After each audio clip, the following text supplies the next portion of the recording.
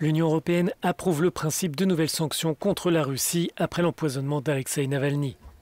Les 27 ministres des Affaires étrangères ont adopté les conclusions franco-allemandes qui pointent Moscou comme responsable de la tentative de meurtre de l'opposant russe. Le texte juridique doit maintenant être élaboré afin de pouvoir valider pleinement ces nouvelles mesures. Les équipes techniques du Conseil vont étudier la liste fournie par la France et l'Allemagne avec les preuves fournies par ces deux pays.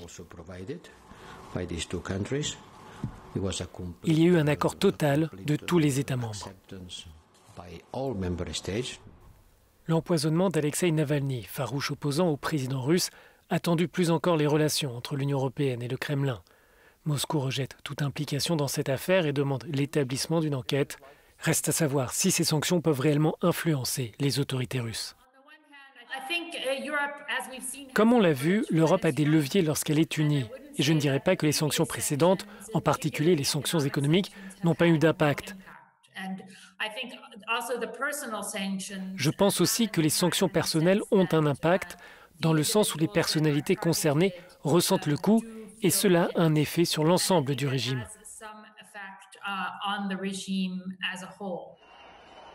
Les ministres ont aussi adopté un ton plus ferme à l'encontre du président bélarusse. Le nom d'Alexandre Loukachenko, ainsi que celui de plusieurs représentants du pouvoir, pourrait être ajouté à la liste des personnalités sanctionnées par l'Union européenne.